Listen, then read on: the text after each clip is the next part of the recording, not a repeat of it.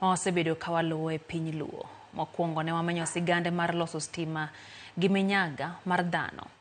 Tinende ogoyo mbaka gi jafwambo mara Cleophas Oluoch ka en dalagi mantie Nyamonye, Siaya County ewi kaka otiyo gi lony manyasani e bero kaka ikeyo teko mar stima kokalo e teko mar chieng' kata sola.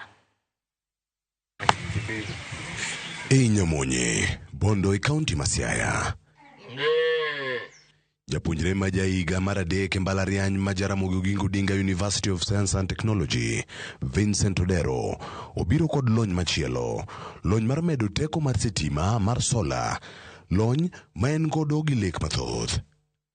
Wayudo thuolo mar twak kod Vincent Odero e dalagi mantiere Nyamonye e Bondo Sub County. Otang'onwa kaka laro mar gichalo, weyni mag sitima okalo malo gi piny, lony mare rienyo dala. En gi chenro mopogore opogore ma sani omiyo pek kaluwore gi tich mar lony manyasani. Gie sani an gi project mang'eny, but ma focus gie sani en project ariyo. En mar loso stima kowuok e cho ma produce power from decomposing waste materials oko mar dhano chande, oloko liet chande to stima. Then gimoro ma boost power mawuok e solar, kiwango mamalo manyalo timo gimoro amora ma stima timo ga e ot.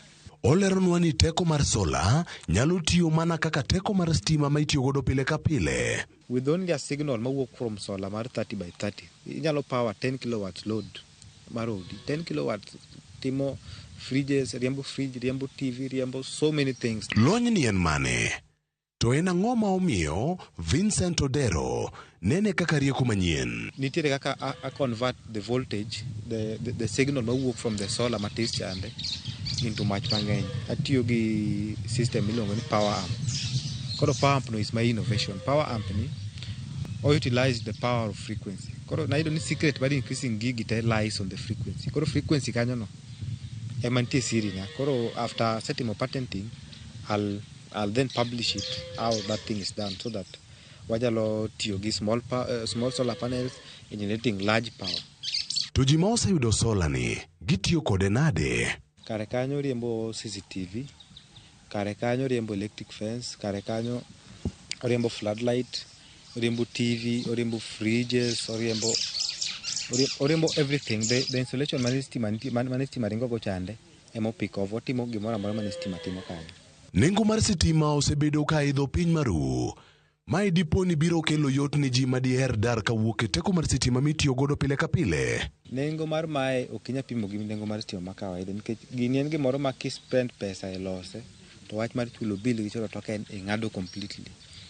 Nikech obiro to replace stima chande, gima mane stima timo otimo. To ilony kae, Vincent wacho ni okoyot, nitiere midhiero ma okalo e. Seche moko yudo ka ng'ato keto hot plate, ng'ato riembo so many things at a go, koro nitiere heat sink maketo toke kanyo, koro heat sink no samoro chwakre. To be kambi mar Kenya Power miyo Vincent kibaji. Nikech ok en gima illegal, en gima is an innovation, is a new technology. Ok apar ni Kenya Power biro bedo gi reason moro amora mar frustrate kata temo suppress the innovation, nikech en gima solve problem mar community. Vincent ni kod lek mar bero kambi mare kendo chwalo chenro mag teko mag sola ne ji e kor gwenge duto. Adhi manyo kamoro, premises moro, tagero kata go down moro, tatimo gigi mass production. Te uso gi beda round ma ng'ata nyalo dhi to nyiewo, to luongo technician moro amora to install ne moko chuno nyaka na wuone matin, nikech kama koro demand mochomo ni odhi inga koro. To ka opogore gi lony mar teko mar sitima ni, Vincent ni kod paro machielo. Tieko kuo mar penj e mbalariany. Aloso system moro e Jaramogi University kasani ma onyalo monitor joma timo penj na hall, 200 students matimo penj na hall, o monitor joma kwalo penj, obedo trained gi all the techniques makwalo penj, system tema design tema kwalo penj ong'eyo. Koro ko monitor ng'ama kwalo penj to zoom, to record, to en gi details mag the entire student fraternity mantiere skulu no. O zoom, o identify, to record kaki kwalo penj, to oro video ne the registrar. Lony manyasani e yo makoro Vincent Odero tiyo godo ka en gi lek mar loko ngimane kod mago mag jodalagi. Sirkende mokwayo mondo mak bade. Cleophas Oluoch, Ramogi TV.